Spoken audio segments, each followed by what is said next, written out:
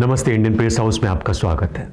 इन दिनों सरकार से कुछ पूछना हो तो सोचना पड़ता है कि कहीं ऐसा ना हो कि देशद्रोह जैसा कुछ हो जाए। इसलिए मैं आपको कुछ पूछने से पहले कुछ दिखाना चाहता हूं। ये 1 मिनट का वीडियो है, इसको आप देखिए। Item 7. What company? Mahabal Cement. Cement. Cement company. For You opening have a been cement. granted an area of land. Yes, a What lot, is- 3,000 bighas. 3,000 bighas. Yes, your lordship. The entire not NC district.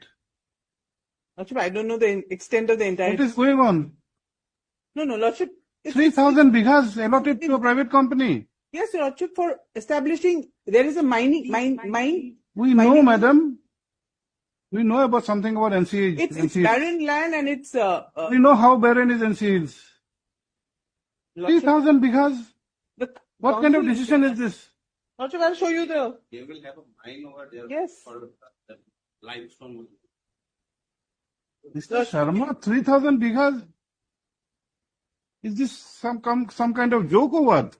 no, lordship, we need it. It's because of, Your need is not the issue, madam. Public interest is the issue. इस बातचीत का हिंदी में लबुलवाब यह है कि Assam high court में एक मामले की सुनवाई चल रही थी। मामला अडानी की सीमेंट फैक्ट्री से जुड़ा हुआ था। दरअसल असम की हिमंत सरकार या बीजेपी की सरकार ने अडानी को करीब 3,000 बीघा ज़मीन देने का फैसला किया। ये आदिवासियों की ज़मीन है और अब इस पर अडानी सीमेंट कंपनी लगाएंगे। ये मामला जब हाई कोर्ट में सुनवाई के लिए पहुंचा तो जज साहब मामले को सुनकर अवाक रह गए। पूछा कि पब्लिक इंटरेस्ट नाम की भी कोई चीज़ होती है कि नहीं, कि सब कुछ कॉरपोरेट को दे देना चाहिए। अच्छा, ये मामला सिर्फ असम तक सीमित नहीं है, ये कहानी काफ़ी आगे जाती है, कई पेचोखम है। आप अगर इसको देखें कि क्या आपने कभी सोचा है कि विकास के नाम पर आपके देश की, आपकी ज़मीन किसके हाथों में जा रही है। जैसे असम में आदिवासियों की पुश्तैनी ज़मीन, चंद्रपुर में किसानों का विश्वास और मुंबई के धारावी में लाखों लोगों का भविष्य और अभी गोरखपुर में एक सीमेंट फैक्ट्री के लिए दी गई ज़मीन, ये किसको दी गई? क्या ये सब एक बड़े खेल का हिस्सा है? आज हम खोलेंगे अडानी समूह से जुड़े कुछ प्रोजेक्ट्स की सच्चाई। सवाल यह है कि क्या ये विकास है या फिर संगठित लैंड ग्रैब? अगर आपकी ज़मीन छीन ली जाए तो आप क्या करेंगे? ये आप कमेंट में बताइए, फिर मैं कहानी शुरू करता हूँ। कहानी का पहला पड़ाव असम। यहाँ की कहानी दिल दहला देने वाली है। कोकराझार में 3600 बीघा, धुबरी में 3500 बीघा और गुवाहाटी में एरो सिटी के लिए 410 बीघा ज़मीन अडानी ग्रुप को दी गई। लेकिन ये ज़मीन खाली नहीं थी, ये आदिवासियों की पुश्तैनी ज़मीनें थीं जो 6 शेड्यूल के तहत संरक्षित हैं। फिर भी थर्मल पावर प्रोजेक्ट और एयरट्रोपोलिस के नाम पर ये ज़मीनें छीन ली गई इन आदिवासियों से। धुबरी में 1600 से ज़्यादा परिवार बेघर हो गए। मुआवजा पता नहीं क्या हुआ उसका। कुछ लोगों को मिला, लेकिन वो लोग ये कहते हैं कि उनकी ज़मीन की कीमत का एक बहुत छोटा हिस्सा है। स्थानीय नेता और कार्यकर्ता जो हैं वो ये कहते हैं कि ये संवैधानिक हत्या है।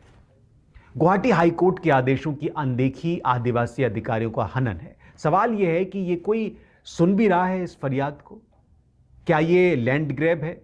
यहाँ लोगों से वादा किया गया कि 8,000 लोगों को नौकरियां दी जाएंगी।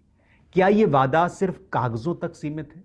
असल में आदिवासियों की ज़मीन कॉरपोरेट्स के लिए चली जाएं, इसका रास्ता साफ किया जा रहा है। सोचिए कि आपकी ज़मीन, आपके पूर्वजों की विरासत एक रात में बुलडोजर से उजाड़ दी जाए और कोई आपकी आवाज़ सुनने वाला ना हो। 1600 परिवार बेघर कर दिए जाएं, आदिवासी अधिकारों की आवाज़ कोई सुनने वाला ना हो। यही दरअसल असम में हुआ। ऐसी ही कहानी महाराष्ट्र के चंद्रपुर की भी है। महाराष्ट्र के चंद्रपुर में किसानों के साथ एक खतरनाक धोखा हुआ। यहाँ किसानों को लुभाया गया कि उनकी ज़मीन के बदले उन्हें करीब करीब 35 लाख रुपए मिलेंगे 1 एकड़ के। सुनने में ये अच्छा लगता है, लेकिन जब किसानों ने कागजात साइन किए तो असलियत सामने आई। ये कोई कंपनी नहीं बल्कि बिचौलियों का जाल था जो अडानी के नाम पर किसानों को ठग रहा था। इंडी जर्नल की एक रिपोर्ट में यह खुलासा किया गया कि ये बिचौलिए किसानों को भ्रमित कर रहे हैं। कुछ किसानों ने बताया कि उन्हें कागजात पढ़ने का मौका नहीं दिया गया। लोकल पत्रकार कह रहे हैं कि इस पूरे मामले में किसानों की ज़मीन औने पौने दामों में हथियाई गई। सवाल यह है कि क्या ये सिर्फ धोखा है या इसके पीछे कोई बड़ा कॉरपोरेट गेम प्लान है। कल्पना करें कि आप अपनी जिंदगी भर की कमाई, अपनी जमीन एक झूठे वादे के लिए खो दें।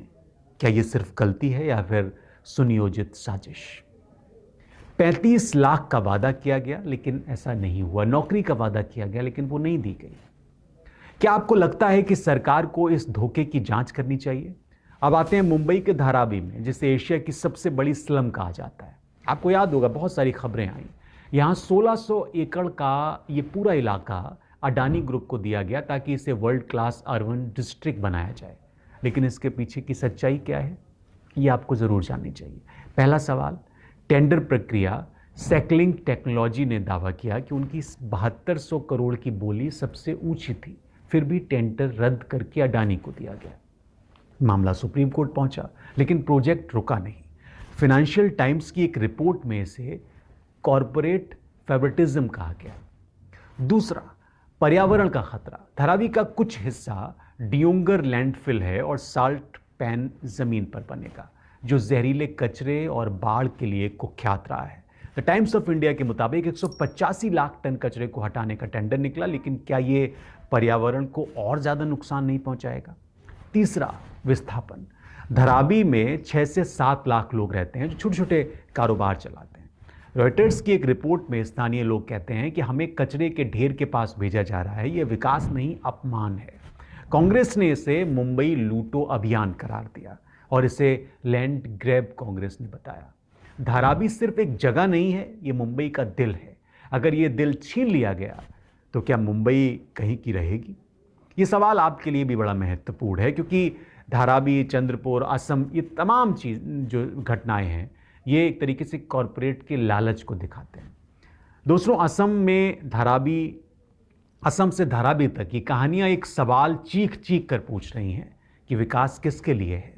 क्या ये सिर्फ बड़े कॉरपोरेट की जेबें भरने के लिए है, या उन लोगों के लिए है जो अपनी ज़मीन, घर और सम्मान खोते जा रहे हैं? जो जज ने कहा कि पब्लिक इंटरेस्ट नाम की भी चीज़ होती है क्या? हमारी खोज में एक बात और साफ हुई कि पारदर्शिता की कमी, अकाउंटेबिलिटी का अभाव और स्थानीय लोगों की अनदेखी, ये तमाम चीज़ें की गई जो अडानी के साथ डील हुई। सवाल आपसे है कि क्या हम चुप बैठे रहें या इस सच को और ज़्यादा लोगों तक पहुंचाएं? इस वीडियो को लाइक करें, अपने दोस्तों और परिवार के साथ शेयर करें और चैनल को सब्सक्राइब करें।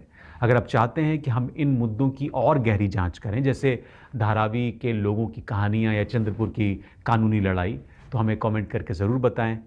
और सच को आवाज़ देने का ये वक्त है। बहुत शुक्रिया आप सभी लोगों का। मुझे